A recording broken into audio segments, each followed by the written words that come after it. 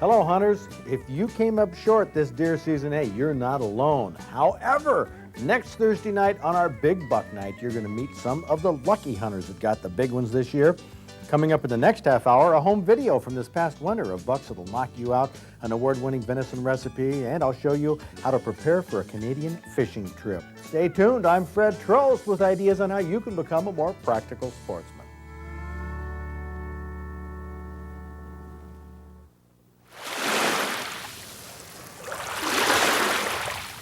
Fishermen wending their way to the fishing grounds. Early in the season, the snow is soft and the ice is clear. But with the freezings and thawings that take place in January and February, slush forms on the ice and the top freezes, making walking difficult at best. Just what goes on in those ice shanties, the little buildings that dot the ice on many inland lakes? Mike Copenhaver from Ludington keeps his shanty locked because he stores a lot of gear inside. Not particularly valuable gear to the average person, but valuable when you want to spend a day spearing northern pike. The rug is extra insulation, blocks the light from the cracks around the door. You need a dark shanty for best visibility down into the water. You also need a warm shanty, and an LP gas bottle should always be hooked up outside, just in case there's a gas leak around the hose. You can see already that an ice shanty is designed for comfort. Not at all like fishing in the open. The wind and snow are of no consequence to a shanty fisherman. Mike hands out some of the gear we can't keep inside if we're going to have room for the camera. An ice spud, a shovel for packing snow around the base of the shanty, box of miscellaneous gear, and buckets to sit on for fishing outdoors. The floor of the shanty is a false floor. Covers up the big rectangular hole that's probably cut with a chainsaw. From a hook in the ceiling hangs the minnow bucket. Now that cord goes through a hole in the floor. These minnows stay under the ice for days at a time. They're bait for tip-ups outside, sometimes used as bait or decoys to attract pike under the shanty for spearing. Mike passes the bucket outside. We'll set a few tip-ups for Bob Garner and Mike as OJ and I sit in the shanty to see if we can't photograph some northern pike. In the UP, these shanties are called shacks. Some places they're called fish coops. The names aren't great, but these little buildings sure are comfortable. No matter what the temperature is outside, inside the gloves come off, the jackets come off. In an organized shanty like Mike Copenhaver's, everything has its place for comfort, convenience, and practicality. The real business end of spearing is those 6 sharp points with barbs. The Indians carved spears out of wood or bone, a form of gathering fish for food in the winter that's as old as time.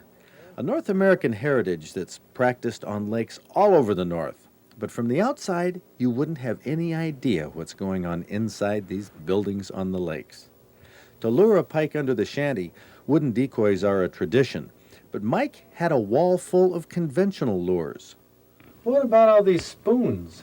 You use these? Okay, we use these spoons, Fred, just as an attractor to get the fish into the hole. You know, once they're in the hole, then the spirit is the rest. But while you take this one, this is what we call a marathon spoon with a little rattle deal on the end. And it's just a noise factor. You can actually hear it clatter down there, and I'm convinced that some of the northerns are attracted by the noise. Now, the northerns ever hit these? Oh, yes, they'll come in sometimes and strike them. Okay, but do you catch them? It's pretty hard to control a northern when you don't have a drag system on a stationary line, you know.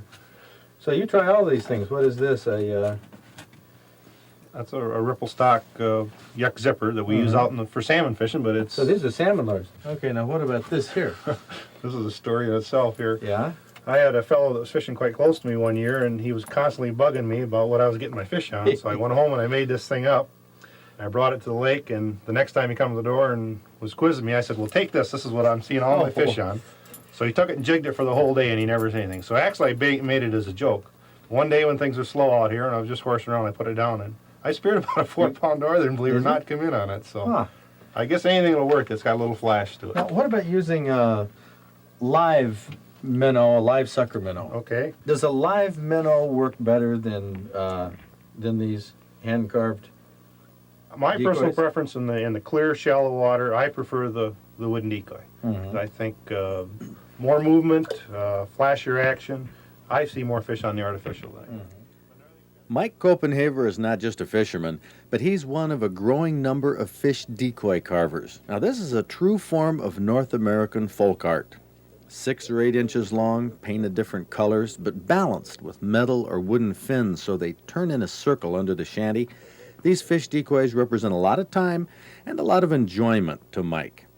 Made with his own hands, they're more fun to use. Now, here's one of his favorites. He says this one attracts a lot of pike, so I clip it to the line that's looped through an eye hook in the ceiling. The decoy hangs by this line, and to make it move, you yank the cord in small jerks. That's not difficult, and it gives you something to do while you're waiting for a pike. As we look down into the hole, after shutting the door, we can see the bottom, and OJ and I begin to see some small fish. It went right under you. Now, there's a bluegill right straight down here, but it's small. You see it right down there?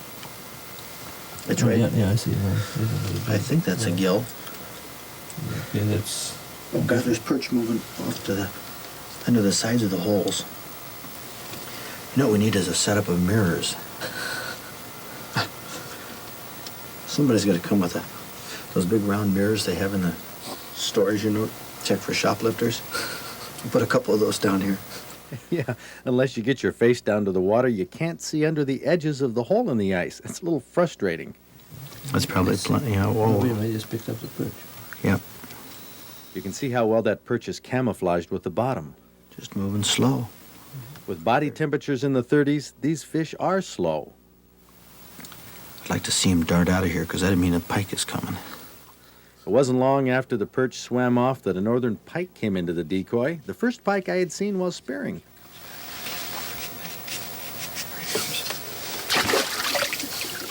I got him.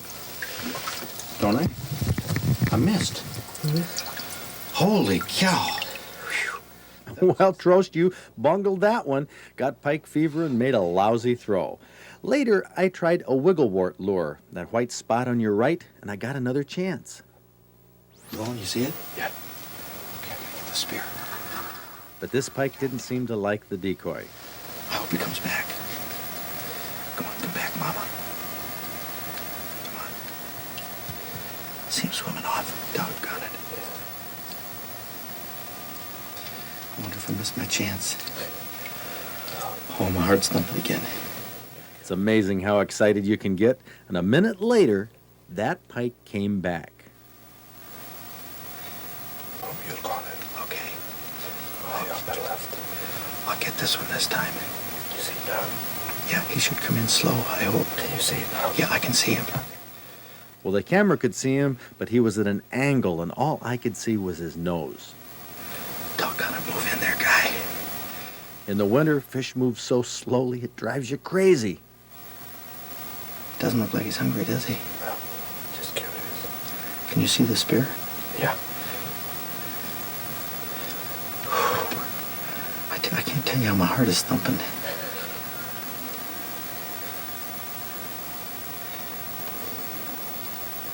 Doggone it, get in here. I wonder if I should take a poke at him. Doggone it all. I wonder if he'll be back. I wonder if I should have taken a poke at him there. No, I did the right thing. I didn't have a clear shot, always better to pass it up. Later, the light was out. You can hear me throw the spear, and the action began.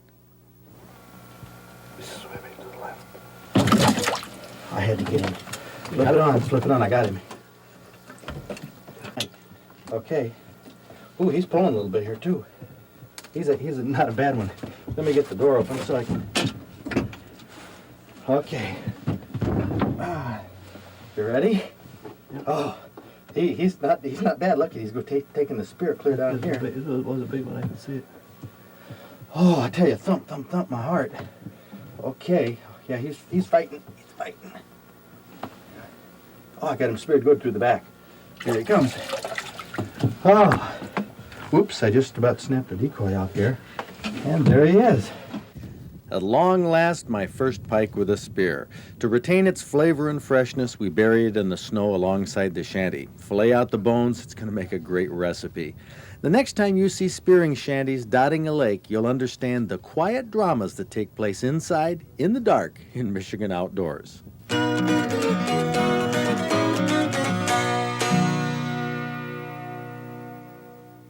But you know, the main thing in fishing is having hooks that are sharp enough to penetrate the fish's mouth. You know, the emphasis we put on setting the hook. Well, if you look at this mock-up, this demonstration hook, the end of it is bent over. Well, this can happen in small hooks as well, which makes penetration when you set the hook that much more difficult. How do you solve that? With a hook sharpener. Bing McClellan developed one that can save anglers a lot of time. The man honing this hook by hand is Captain Mark Martin, who says sharp hooks helped nearly 75 of his customers last year land Stroh's Award walleye. Losing less fish with sharp hooks is something that caused Bing McClellan from Traverse City to come up with an automated sharpener. Look at that. Probably takes an average fisherman maybe 30 seconds, a minute maybe, to sharpen a hook. 1 point. 1 point on one hook, which might take, you know, 5 minutes to sharpen all the hooks here. And of course, they can easily get damaged on rocks, Right. snags. Absolutely. You came up with an invention how to sharpen all these in 30 seconds. Well, it's a very simple tool. It's called a hook honer, and that's indeed exactly what it is. It hones the hooks rather than grinds metal off as hones or sharpeners or files type would. Is this because you spend so darn much time fishing?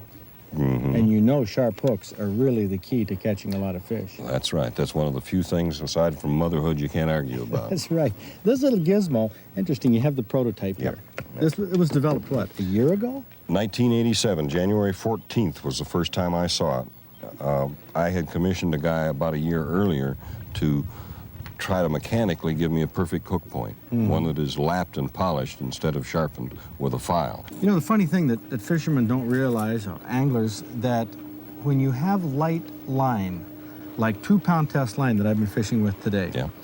the strength of that knot is probably closer to 1 pound than 2 pounds. So when you go to set the hook on a fish, you're pulling actually with less than 1 pound Right. of force. Right. And even if you're using 6-pound test, you're probably pulling, most you can get out of it is 2 pounds of force. Yeah. Now, how often, though, should you really sharpen your hook? Say you catch a fish on it, Well, or you get snagged. Would you sharpen it every time? No. Good heavens, no. How often? I'd just do the thumbnail test every so often during the day I'm fishing. And if it skids on my thumbnail, I touch it up. Now, Okay, show me that, dude, on your thumbnail, how you're gonna... Well, a properly sharpened point.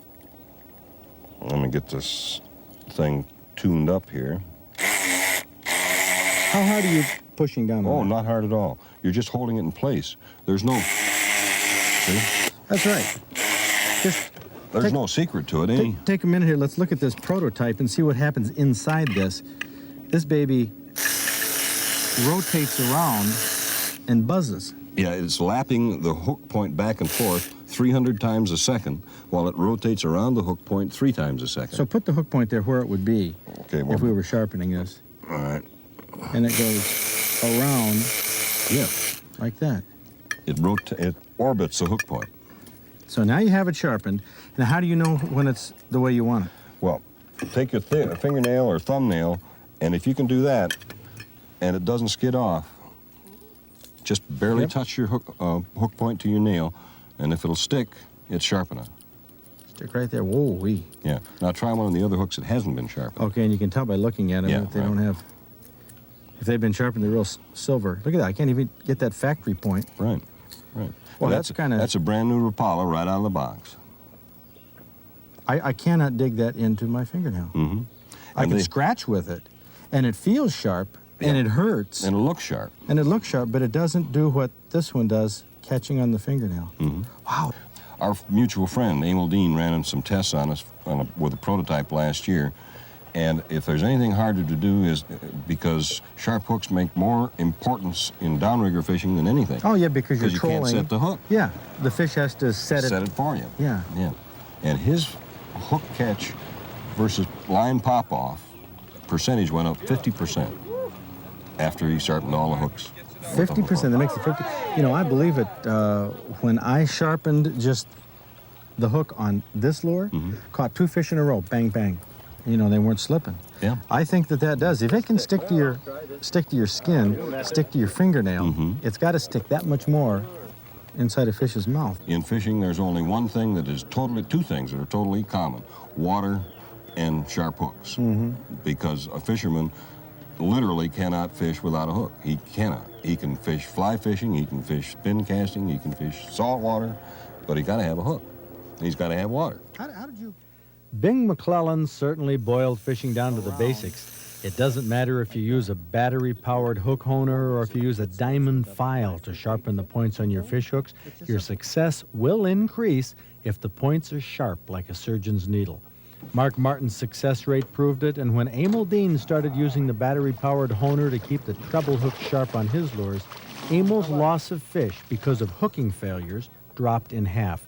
A significant lesson to all anglers. All right. All right.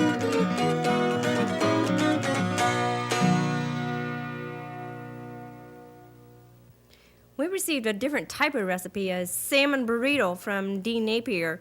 And this is something I would have never ever dreamed of doing with salmon. Salmon burrito. Right. You're going to fry mushrooms and onion. You just don't put mushrooms in burritos either. This one you do. And you could use canned here, but I think the fresh will make this recipe taste just a little bit Broccoli? better. Broccoli, shrimp soup, cream of shrimp soup. cheddar- President Bush is not going to eat this. No, not at all. And a little bit of cheddar cheese. And that's your filling. That's all there is in this filling. There's no salsa or anything in it, so it's quite mild.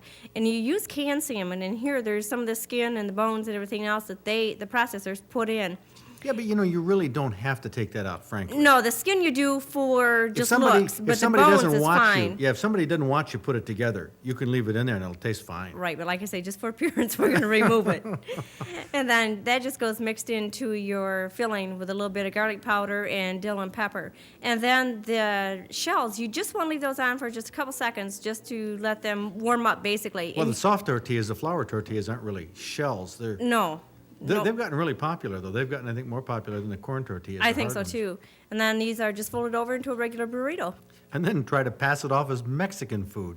Nothing Mexican to it. I mean, there is nothing Mexican to it, but it is good food. It reminds me sort of like an Oreo cookie. Yeah, I like tortillas and stuff, but the stuff in the middle, There you go. this is all Yep. sweetness and light. I would have It- never thought of doing something like this with salmon, but it is terrific. nothing fishy about it. No, Nothing none. fishy at all. Delicious. I like the mushrooms with the tuna. Or tuna. Listen to this. That's what it's like. I mean, it's so mild. But with that salmon and the mushrooms, Celery and broccoli. the people who don't like broccoli couldn't tell. No, You know, it's in here. blended in pretty well. No, but what it does is it does offer a freshness that, there's a little crunchiness, a little freshness to it that otherwise wouldn't be there. It's absolutely delicious. I can't wait to try this on Oreos. Can you, Bob? Hey, I'll tell you what, I'll take those little round ends off, okay? If you want to spread the stuff on it. Once again, Kathy Beitler discovers another super recipe sent in by a viewer. Salmon burritos are one of the most innovative dishes you'll find. You'll be hard-pressed not to like it. It's in the January-February issue of the Outdoor Digest magazine, packed with articles. Relive those ice fishing tales, a fishing trip where you can catch 40-pound king salmon, see how white-tailed deer react to decoys, the baking soda scam and controversies broiling in the Michigan DNR, all the January-February recipes and entry form for Williams Gun Sight Hunting or our Moosehead Fishing Awards with a full-color trophy book. For a sample copy and information on joining the Outdoors Club, write to me at Box 1000, Bath, Michigan 48808. Ask for the January-February Outdoor Digest. Got one more great tip for you. What do you do around the kitchen after you've made salmon burritos and there's a little bit of a fish odor? Baking soda and water. How about that? The things you learn here. I hope you enjoyed the program, and I hope you join me right here next week for Outdoor Digest. Get outdoors if you can. It's a great place to be. We'll see you next week. Weekly telecast of Outdoor Digest is made possible through the cooperation of this and other public television stations nationwide. Weekly production of the Outdoor Digest television show is a function of Fred Trost's Outdoors Club, promoting public understanding of hunting and fishing, appreciation of wildlife, and enjoyment of our great outdoors.